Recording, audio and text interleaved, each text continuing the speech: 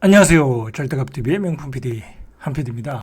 요즘 그 아파트 시장에 관한 그 기사들을 보면 대부분의 논조가 하락이에요. 하락. 어디가 하락 추세로 바뀌었냐? 어디가 마이너스로 났냐? 얼마나 마이너스 났냐? 신문 전체가 다 그래요. 그러니까 아파트 시장의 심리는 죽을 수밖에 없어요. 그리고 대부분의 그 매수자들은 뭐 과감히 이 집을 살 수 없는 어떤 상황, 뭐 그런 상황으로 지금 흘러가고 있다라고 보시면 돼요. 자, 그 와중에 그 부동산 그 전문가들, 뭐 유명한 전문가들이 주로 이제 그렇게 얘기를 하죠. 지금은 일시적 조정 구간이다라고 이제 이야기를 해요. 본격적인 하락이 아니다. 정확하게 이야기를 하는 거예요. 본격적인 하락 국면으로 들어가는 것이 아니라 일시적 조정이라고 하는 거예요. 그래서 예를 들어서 뭐 몇 개월 조정받고 하반기에 더 올라갈 것이다라고 이야기를 하는 거예요. 분명히 그렇게 이야기를 하고 있어요. 자, 이게 분명히 이야기할 게 뭐냐면 일시적 하락이냐 추세 하락이냐라는 분명히 다른 거예요. 그러니까 지금 유명한 전문가들, 부동산 전문가들이 이야기하고 있는 것은 일시적인 조정이라고 얘기하는 거예요. 어차피 이 아파트 가격은 토지 가격도 마찬가지지만 우상향이에요. 계속해서 우상향인데 일시적으로 조정받고 다시 상승 추세가 연장이 되느냐. 자, 그렇게 얘기를 하는 거예요, 전문가들은. 그러니까, 자, 그리고 이제 또 어떤 그 소위 그 폭락론자들이 나와서, 집값은 뭐 30%가 폭락할 것이다. 또 그렇게 이야기하시는 분들도 있어요. 자, 그러나, 이게 우리가 조심해야 될 게 뭐냐면, 지금 이제 하락의 신호가 나타나고 있다라는 거잖아요. 그래서 일시적 조정이 될지 추세 하락이 될지, 자, 그래서 갑을 논쟁이 일어나고 있는 거잖아요. 갑자기 폭락은 나타나지 않는다는 거예요. 갑자기.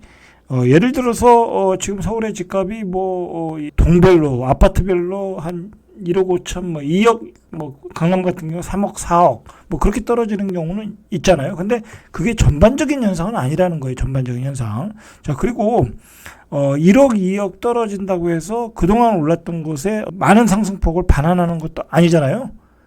자, 그러니까 아직은 폭락이라고 이야기할 수도 없고, 최소한 폭락이라고 하려면 한 뭐 15%, 20%뭐 그렇게 폭락을 해야 되는데, 그런 것은 그렇게 쉽게 나타나지 않는다라는 거예요. 언젠가는 나타날 수가 있지만은 여러 가지 조건이 조합이 돼야 나타나는 거예요. 예를 들어서 뭐 금리가 급격하게 인상이 된다든지, 그 다음에 또 뭐 예전에 그 MB 때처럼 그 반값 아파트가 막 무차별적으로 공급이 된다든지 저렴한 아파트들이, 자, 뭐 예를 들어서 이제 그렇게 될 수 있잖아요. 자, 그런 조건들이 만들어져야 아파트 가격은 폭락을 하는 거예요. MB 때도 마찬가지로 그때 뭐 반값 아파트 그린벨트 지역에 반값 아파트 공급한다니까 아무도 구축 아파트를 안 사는 거예요. 아무도. 자, 그러니까 그 구축 아파트가 다 떨어지겠죠. 그리고 민간 아파트로 안 사는 거예요. 민간 아파트도. 왜냐하면 공공에서 그린벨트에 짓는 아파트, 기존의 그 민간 아파트보다 뭐 30, 40% 싸다고 하니까 다 그걸 기다렸던 거죠. 자, 아주 그러한 대책들이 모든 게 융합돼야 급격하게 나타날 수도 있고, 이 폭락이 30% 이상의 폭락이 나타날 수 있는 거예요. 그러니까 당분간은 뭐랄까요, 어떤 그 지역별로, 아파트별로 어떤 금매물들이 중간중간 거래된다. 그렇지만 전반적으로 어떤 폭락이 나타나려면 어떤 그 다른 조건들이 여기에 들어와야 된다라는 거죠. 자, 그런 점을 이해하고 이 고점에서의 거래량은 아주 게릴라식으로 거래가 될 가능성이 많아요. 뭐 어떤 것들은 기존의 가격대로 거래가 되고, 뭐 그건 뭐 아파트별로, 입지별로, 뭐 층별로, 동별로 다 차이가 있으니까 어떤 것들은 또 금매로 거래가 될 수도 있고, 자, 그런 상황에서 고점이 점점 낮아지다가, 이제 제가 이제 결론적으로 얘기하는 것은 고점이 점점 낮아지다가, 뭐랄까, 어떤 이게 이제 그 하락 심리, 그리고 하락을 하다 보면 그 많은 대중들이 그거를 이제 자연스럽게 어떤 받아들이게 되는 거거든요. 대세 하락으로. 그런 시기가 되려면 아직은 좀 더 있어야 된다. 그렇지 않겠습니까? 지금 한 8, 9년 동안 상승했던 추세가 갑자기 하락이라고 하면 사람들의 인정을 하지 않아요. 대부분의 사람들이 인정을 하지 않는다. 소수 그 폭락을 주장하는 사람들만이 인정을 하는 거지 대부분의 사람들이 인정을 하지 않는다. 뭔가 이제 더 많은 그 현상들, 하락하는 현상들이 나타나야만 어떤 그 본격적인 하락 국면으로 들어간다. 그러려면 시간이 필요하고 어떤 다른 조건이 필요하다는 거예요. 자, 근데 지금 중요한 것이 뭐냐면 지금 상승론자들이 이야기할 때 그분들이 절대 얘기 안 하는 부분이 있어요. 그분들은 이 얘기를 절대 안 해요. 무슨 얘기를 하냐면 지금 현재 주택 가격이 버블이냐 아니냐라는 거예요. 그분들은 버블이 아니다라고 판단하는 거예요. 왜냐면 공급량 위주로 생각을 하니까 공급량 위주로 생각하고 시중에 돈은 많다. 돈은 많으니까 뭐랄까요? 항상 그 예를 드는 게 강남이잖아요. 강남의 아파트를 살 사람들은 줄 서 있다 이거야. 뭐 그 말은 맞죠. 줄 서 있지만은 예를 들어서 강남이 지금 뭐 32평이 34평이 뭐 35억이라고 하면 35억에 살 사람도 줄 서 있다라는 거예요. 그러면 예를 들어서 그게 50억이 됐어. 60억이 됐어. 60억이 됐는데도 그거 줄 서 있겠습니까? 그렇지 않겠죠. 그렇지 않겠습니까? 강남의 아파트, 제 아무리 강남의 아파트라고 해도 그걸 60억에 살 사람이 있겠습니까? 대한민국에? 저는 당분간은 없다고 봐요. 뭐 10년, 20년 후에는 어떻게 될지 모르지만. 자, 그런 논리로 이야기하는 거예요. 그런 논리로. 그러면 예를 들어서 강남에는 그게 설령 적용된다 하더라도 강북의 저렴한 아파트, 서민 아파트, 뭐 5억대, 6억대 아파트가 10억이 가면은 그거 서민이 살 수 있겠습니까? 월급쟁이가 그거 10억에 살 수 있겠습니까? 6억에 살았던 아파트, 6억에 산 것도 간신히 빌라가 재개발돼가지고, 그 재개발된 빌라를 팔아가지고, 비싸게 팔고, 그 융자 끼워서 예를 들어서 2억 융자 끼워서, 6억짜리 아파트를 샀는데, 그게 10억이 되면 살 수가 없는 거예요. 대출도 안 나오고, 그 이자를 갚을 능력도 없는 거고, 자, 그러면 그때부터는 버블 논쟁을 해야 된다라는 거예요. 버블 논쟁을. 자, 그래서 지금의 그 서울 경기도권을 중심으로 한 어차피 서울 경기도권의 아파트 가격이 대한민국 아파트의 기준 가격이니까 자, 그것은 이제 버블이냐 아니냐를 이야기해야 되는데 저는 얘기하지만 지금은 버블 구간이다라고 얘기를 하지 않습니까? 자, 그게 왜 버블 구간이냐? 말 그대로 미국에서 양적 완화하면서 무차별적으로 정말 돈을 풀었어요. 뭐 상상을 초월할 정도로 풀었고 그게 지금 미국의 나스닥 시장, 다우 시장에 엄청난 거품을 지금 만들고 있지 않겠습니까? 미국은 거품이라는 거 다 알아요. 자기들도. 그러나 시중에서 계속 돈을 풀고 있잖아요. 자, 오직하면 이제 좀 덜 풀자. 풀던 걸 덜 풀자. 그게 테이퍼링 아니에요? 꼭 수도꼭지를 좀 잠그자. 그러면 이제 최근에 저번 주인가요? 뭐 대차 대조포 축소하겠다. 그건 뭐예요? 그전에 풀었던 돈을 이제 가지고 오겠다, 거두겠다는 거잖아요. 유동성을 축소하겠다. 그러니까 나스닥이 500포인트 이상 떨어지고 성장주가 폭락을 한 거 아니겠습니까? 자, 이제는 그런 시각으로 바뀌고 있다라는 거예요. 바뀌고 있다. 우리는 벌써 이제 금리 인상을 했고 유동성을 축소한다겠다는 얘기는 안 했지만 대출 규제를 가지고 대출 규제를 DSR 적용해서 축소한다는 게 그게 유동성을 축소한다는 거 아니겠습니까? 우리가 아파트를 살려면 대출을 받아야 되는데 그 대출 규제를 축소하겠다. 그러면 그건 유동성 축소하는 거예요. 자, 그러니까 이 버블은 그동안의 그 과다한 유동성에 의해서 커졌던 거예요. 그래서 오버슈팅 구간이 나왔다. 자, 그것이 가장 집단적인 광기로 대응했던 게 영끌이었다는 거예요. 영끌. 자, 그때 사람이 집값이 내가 살아야 될 집이 계속 오르니까 어떻게 대응하겠어요? 그 20대, 30대들이 모든 재산, 신용, 마통 다 끌어가지고 집을 샀던 게 바로 작년에 영끌이었고 거기서 거래량이 폭발했던 거예요. 자, 그러면서 집값이 급등을 했고 또 계속해서 공급량은 모자르다 보니까 전문가들은 거기다 더 부채질했고 집값은 계속 오른다. 빨리 사라 무주택자들은. 자, 그런 얘기를 했던 거고 그런 분들이 지금도 아직도 조정구가 그때 그렇게 영끌할 때 집을 사라고 했는데 그러면 지금은 폭락합니다. 그렇게 얘기하겠습니까?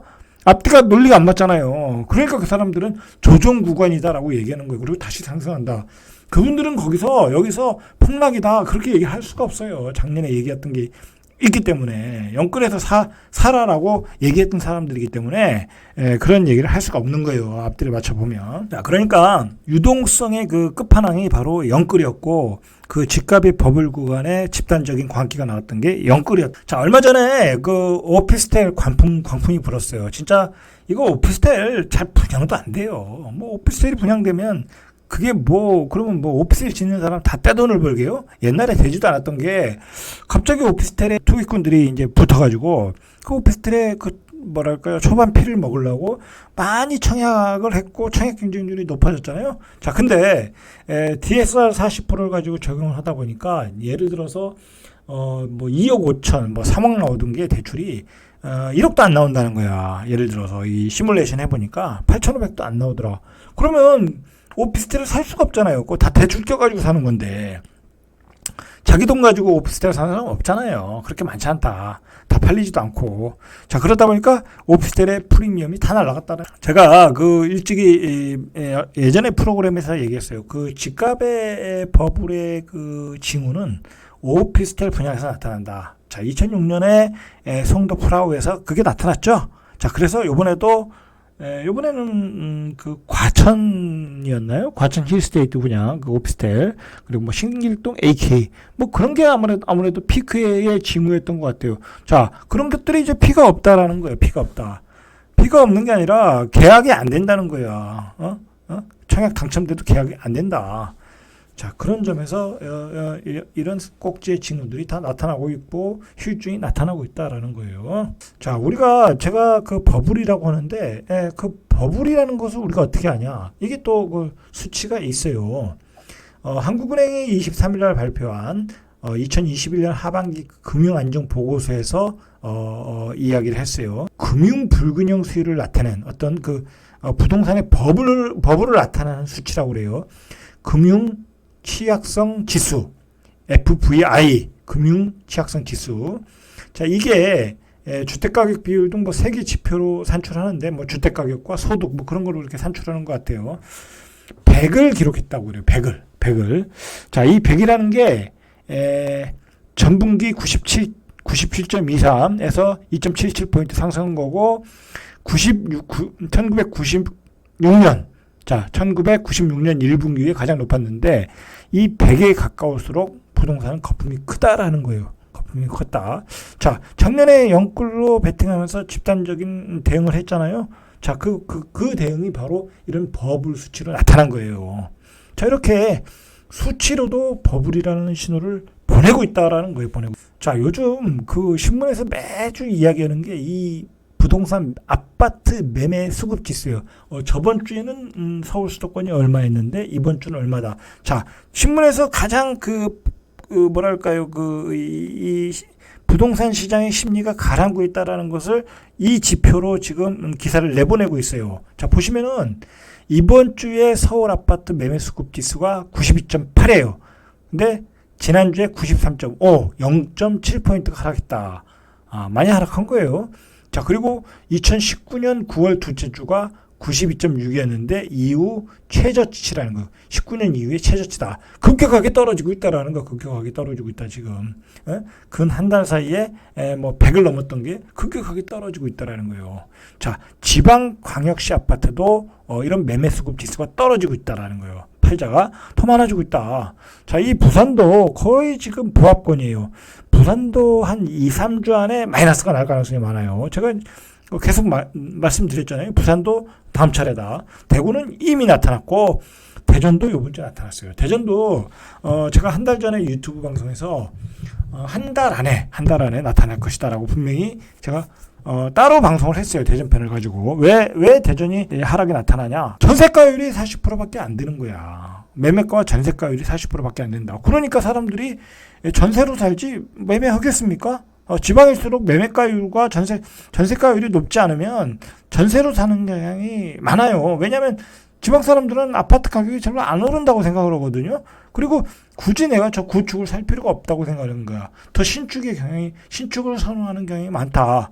그리고 대전 같은 경우는 올해 13,500가구 정도의 신규 분양 물량이 있다. 그러면 천천히 내가 신규 주택세 아파트를 골라서 사겠다라는 거예요. 그러니까 당연히 하락이 나타날 수밖에 없었다라는 거예요. 자, 그래서 대전, 광주, 울산. 자, 울산도 거의 보합권. 이번 주에 거의 보합권으로 나타났으니까 조만간 하락으로 나타날 가능성이 높다라는 거예요.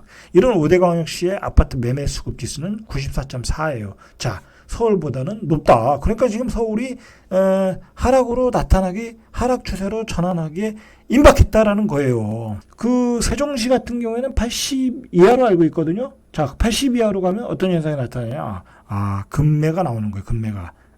2, 3억씩 떨어지는 금매가 나오는 거예요. 자, 서울도 한두 달 안에는 이런 80 이하로 갈 수가 있다라는 거예요. 자, 수치상으로 이렇게 나타나고 있는데 일시적인 하락 조정이다. 자, 그렇게 얘기하기는 그것도 쉽지 않은 이야기예요. 자, 대전이 하락을 했는데 대전과 경기도 하남 의정부에서 아파트 가격이 이번 주에 하락을 전환하고 있다고요. 경기도 전체적으로 보면 아직 하락 전환이 아닌데 예를 들어서 의정부, 동두천, 화성, 동탄 그런 지역에서 광명 일부 지역 그런 지역에서 산별적으로 지금 하락의 신호가 나타나고 있다는 거예요. 그리고 지금은 아직도 서울 도심의 집값이 비싸다 보니까 경기도 외곽 쪽으로 계속 퍼져가고 있거든요. 그 집을 마련하기 위해서 좀 그런 외곽 쪽에서는 아직도 가격이 올라가고 있어요. 그러니까 평균적으로는 상승 수치가 나오지만 그 일부 먼저 오른 지역들에서는 하락이 먼저 나타나고 있다라는 거예요. 자, 대전 아파트 값이 지난주 보합해서 이번 주에 0.06. 자, 대전이 어느 지역이 떨어졌냐면 서구와 유성구, 대전의 가장 핵심 지역에서 떨어지고 있어요. 가장 많이 올랐던 곳. 그리고 가장 인기 지역에서 하락이 나타나고 있다. 동구는 아직도 오르고 있어요. 대전에서 가장 낙후된 지역이잖아요. 가장 저렴한 지역. 그러니까 외곽으로 그 재개발 재건축으로 밀려나가지고 그 지역에 사시는 분들은 거기서 매매가 조금 이루어지고 있다라는 거죠. 그렇게 해석하면 될 것 같아요. 자, 대전이 아파트값 하락할 때 2019년 4월 15일 이후 2년 9개월 만 거의 3년 만에 하락 신호가 나타났다라는 거예요. 자, 우리가 대전 얘기를 조금 더 해볼게요. 자, 대전은 그 앞에서도 얘기했지만 전세가율이 40%밖에 안 돼요. 이 지방은 예전에 그 대전에 있을 때는 전세가율이 거의 90%가 넘었어요. 92%, 95%까지 갔었어요. 자, 그만큼 40% 이상 집값이 더 뛰었다는 거예요, 지금. 그러니까 집값이 떨어질 수밖에 없는 거죠. 자, 거기다가 대전 같은 경우에는 요즘에 몇 년 전에 분양했던 아파트, 신규 아파트에 입주 물량들이 또 몰렸어요. 11월에 대전 아이파크 시티 2,560가구, 갑천 트리플 시티 이게 1,756가구예요. 이게 잘못됐네요. 신규 입주하면서 전세 가격이 떨어지면서 이제 그 집값이 하락이 나타났다라는 거예요. 이제 예를 들어서 이제 이런 지역이 서구 지역이잖아요. 서구 지역이니까 인기 지역인데 신축 아파트고. 그러니까 이제 구축을 살 바엔 이런 지역 가서 그냥 전세 살자 그렇게 바뀌는 거예요. 자, 거기다가 올해 분양 물량이 13,000가구다. 이게 대전이 작년에 이제 분양을 해야 되는 물량들이 올해로 다 밀려났어요. 연기됐단 말이에요. 그것들이 한꺼번에 나온다. 그러니까 대전에 있는 사람들이 신규 분양을 기다리고 있다라는 거예요. 신규 분양을. 기다리면 되겠죠? 자, 중요한 거는 이제 세종이 이제 떨어지고 대구도 떨어지고 부산은 보합권이고 울산도 보합권이고 대전은 이미 하락 추세로 들어갔고 경기도 일부 지역에서는 이제 하락이 나타나고 있고 서울이 이제 보합권이었거든요. 아직도 그 수치는 상승 수치가 나오고 있는데 상승폭이 계속 축소되고 있어요. 자, 그러나 이제 하락이 나타나는 구가 보이고 있다. 자, 그게 마포구와 도봉구. 자, 마포구는 마용성 가장 그 서울의 핵심 지역 중에 인기 지역 중에 하나예요. 자, 그런데 마포구에서 나타나고 있다라는 거예요. 강남, 강서, 강동 이런 지역은 아직도 재개발 재건축이 활발하게 진행되는 지역이다 보니까 아직도 상승 수치가 나타나고 있는 거예요.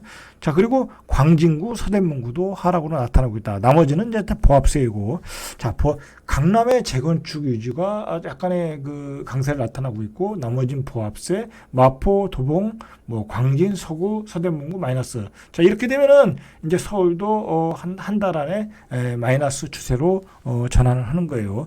그리고 강남이 이렇게 수치상으로는 플러스가 나오지만 강남도 일부 지역에서 일부 아파트에서 3, 4억씩 급매물들이 거래가 되고 있어요. 일부 지역에서는 5천, 1억씩 비싼 가격에 거래가 되고 있지만 일부 지역에서는 일부 아파트에서는 분명히 급매들이 거래가 되고 있다. 왜냐하면 거래가 안 되니까 급매로 날리는 거예요.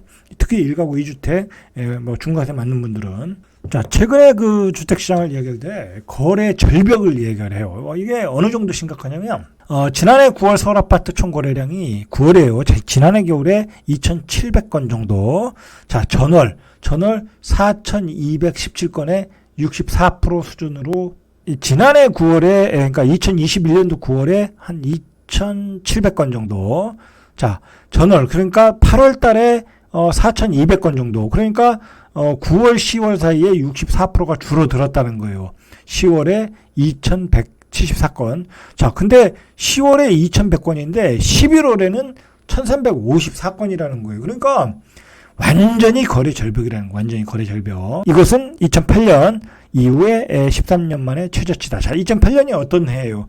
집값이 피크 쳤을 때의 그 해예요. 바로 그 금융위기가 일어났을 때. 자, 그때 해란 말이에요. 그때도 이렇게밖에 안 됐다는 거예요. 지금 11월 달 정도의 수치밖에 안 나왔다.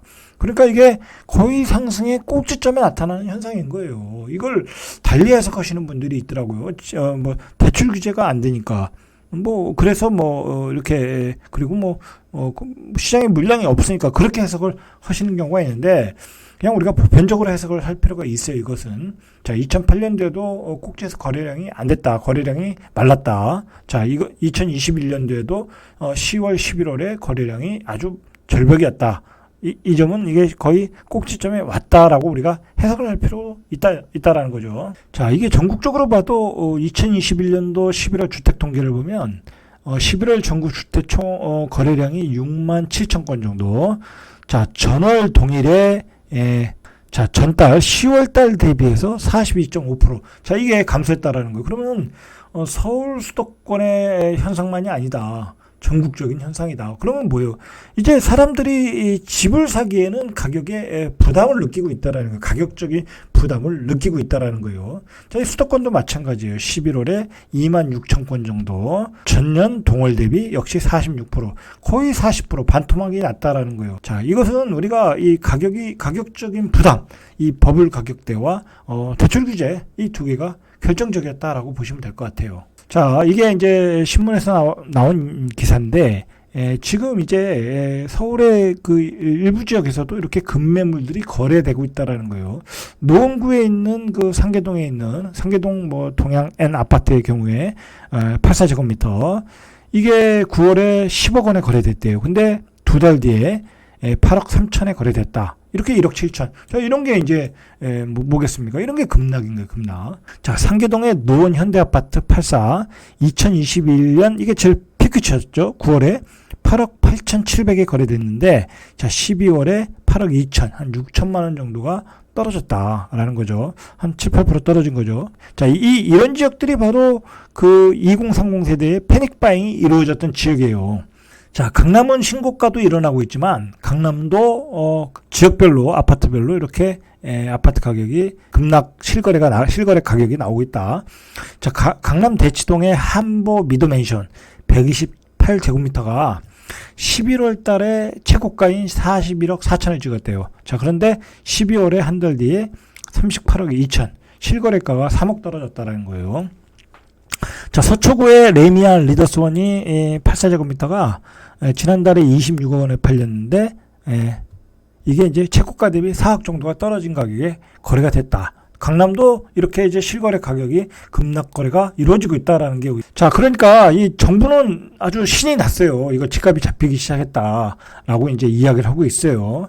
자, 정부 입장에서는 지금 아주 똥줄이 타는 거죠. 왜냐하면 지금 이제 여당 입장에서는 그 가장 그 민감한 부분이 부동산 민심이잖아요. 민심인데 그 집값 폭등이 잡히고 있다라고 하면 아무래도 유리한 국면이 되겠죠. 자, 그런 점에서 이제 정부가 계속 집값이 폭락할 징조가 하락으로 돌아섰다라고 홍보를 하고 있는 거예요. 사실은. 자, 아직은 분명히 이제 불안한 요소가 있는데, 자, 그렇게 이제 홍보를 하고 있다라는 거예요. 자, 이게 전문가들은 다른 의견을 내고 있어요. 90% 이거 저는 좀 의외더라고요. 저 사람은 뭐 집값이 안정된다라고 이야기할 수 있는 그 어떤 사람인데도 집값이 계속 오른다고 또 이야기를 하더라고요. 뭐 어쨌든 뭐 그 사람의 의견이니까 집값이 계속 오른다는 거예요. 그러니까 정부가 딴소리라고 있다. 자, 이게 집값이 오른다고 이렇게 전문가들이 강하게 이야기하는 것은 뭐냐면 아직도 입주 물량이 모자르다라는 거예요. 아직도 입주 물량이. 자, 여기 입주 물량 감소 공급 부족이 68.4%잖아요. 68.4%는 입주 물량이 모자르다라고 해서 아직도 강세론을 이야기하고 있는 거예요. 그러나 제가 생각하기로는 정부가 결정적으로 뭘 지냐면 지금 대출을 제한하겠다는 거예요. 집을 매매하는데 대출을 제한할 것이고 경우에 따라서는 전세자금도 대출을 제한할 가능성이 있다라는 거예요. 집값이 다시 다시 상승을 전환하거나 전세값이 다시 폭등할 여지가 보면 전세대출 규제도 강하게 들어올 수 있다라는 거예요. 여러분, 아무리 집값이 뭐 오르는 상황이 와도 정부가 대출을 안 해주겠다고 하면 집값이 올라갈 수가 없어요. 그거는 뭐 어느 경우에도 올라갈 수가 없어요. 그렇지 않겠습니까? 뭐 다 대출 받아서 집을 사는 건데 뭐 강남 같은 데서야 뭐 대출 안 받고 사니까 올라갈 수는 있어요. 예를 들어 뭐 아직 집값이 또 다시 폭등을 한다면 뭐 그렇게 해서 올라간 지역이니까 거기는 10억 이상 대출이 아예 안 나오니까. 그렇지만 뭐 예를 들어서 9억 이상만 돼도 중도금 대출이 안 나오잖아요. 그렇잖아요. 그러니까 잔금 대출도 지금 제한적으로 나오고 있고 그러다 보니까 대출만 규제하면 집값은 올라갈 수가 없어요. 그거는 뭐 팩트예요, 팩트. 자, 이게 전문가들이 이야기하잖아요. 대출 규제로 인해 자금을 마련하지 못하는 어떤 일시적 현상으로 보고 있는 거예요. 지금의 집값이 하락하고 있는 것은 정부 입장에서 이 대출 규제를 풀어주겠습니까? 안 풀어준다. 안 풀어준다는 거예요. 그리고 금리가 2.5%로 받을 때와 거의 4.5%로 되면 대출을 받으라고 해도 못 받아요. 일반 서민들은.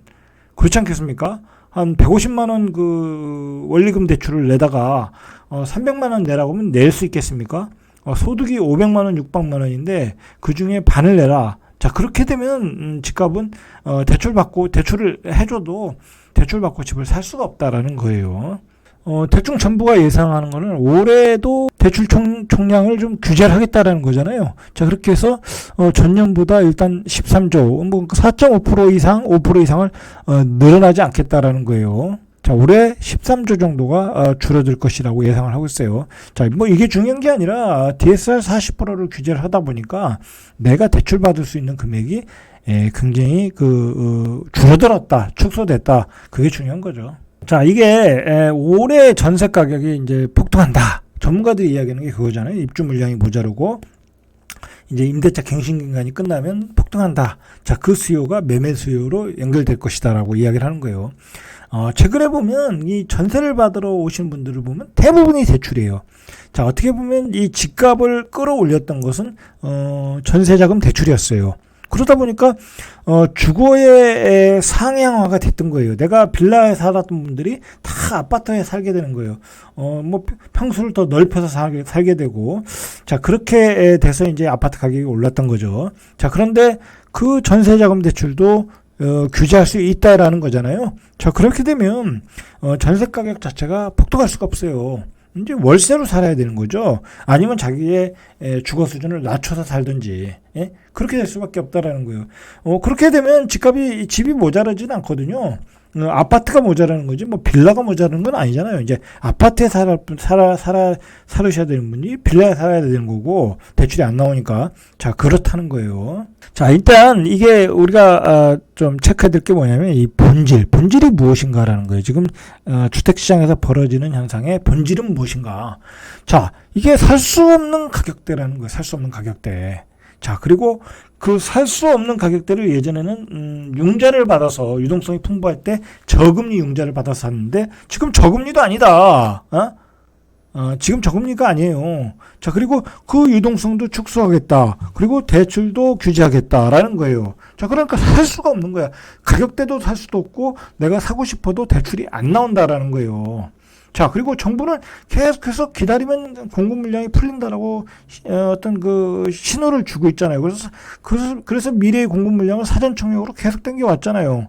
자, 그러다 보니까 일반인들이 굳이 구축을 살 이유도 없어졌다. 구축의 가격과 사전 청약의 가격은 차이가 나잖아요. 훨씬 싸잖아요. 새 아파트가. 그럼 뭐 굳이 그쪽을 사겠습니까?